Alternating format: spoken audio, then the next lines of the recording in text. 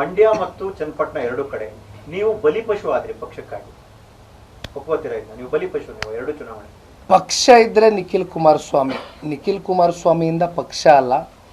ನಾನು ಪಕ್ಷದ ಸಾಮಾನ್ಯ ಕಾರ್ಯಕರ್ತನಾಗಿ ಚಿಂತನೆ ಮಾಡ್ತೇನೆ ಪಕ್ಷದ ಪರವಾಗಿ. ಈಗ ಬಹುಶಃ ಒಂದು ಮಾತು ಉದ್ಭವ ಆಗೋದು, ಈ ಉಪಚುನಾವಣೆಯಲ್ಲಿ ಆ ಸಂದಿಗ್ಧ ಪರಿಸ್ಥಿತಿಯಲ್ಲಿ ಇವತ್ತು ನಾನು ಚುನಾವಣೆಗೆ ಏನು ಬಂದು ನಿಲ್ಲಬೇಕಾಗಿ ಬಂತು.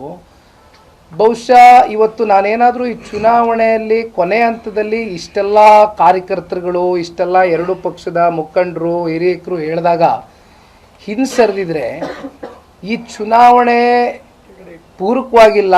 ಹಾಗಾಗಿ ಪೂರಕವಾಗಿಲ್ಲದೆ ಇರೋ ಕಾರಣ ನಿಖಿಲ್ ಕುಮಾರಸ್ವಾಮಿ ಅವನ ಸ್ವಾರ್ಥಕ್ಕೋಸ್ಕರ ಇಡೀ ಕುಟುಂಬದವರು ಒಬ್ಬ ಪಕ್ಷದ ಕಾರ್ಯಕರ್ತರಿಗೆ ಬಲಿಪಶು ಮಾಡ್ತಾ ಇದ್ದಾರೆ ಅಂತಕ್ಕಂಥ ಕಳಂಕ ಬಹುಶಃ ನಾವು ಒತ್ಕೊಳ್ತಾ ಇದ್ವೋ ಏನೋ ಅಂತಕ್ಕಂಥದ್ದು ನಾನು ಚಿಂತೆ ಮಾಡ್ತೇನೆ. ಹಾಗಾಗಿ ಬಹುಶಃ ಆ ಒಂದು ಕಳಂಕ ಮುಕ್ತನಾಗಿ ಇವತ್ತು ನಾನು ಮಲಗ್ತೇನೆ, ಏನು ತೊಂದರೆ ಇಲ್ಲ. ಈ ಸೋಲು ನಾನೇ ಸ್ವೀಕಾರ ಮಾಡ್ತೇನೆ, ಪಕ್ಷ ಸ್ವೀಕಾರ ಮಾಡುತ್ತೆ. ಹಾಗಾಗಿ ಗೆಲುವು ಸೋಲು ಅಂತಕ್ಕಂಥದ್ದು ಚುನಾವಣೆಗಳಲ್ಲಿ ಕಳೆದ ಲೋಕಸಭಾ ಚುನಾವಣೆ ನೋಡಿದ್ವಿ ನಾವು.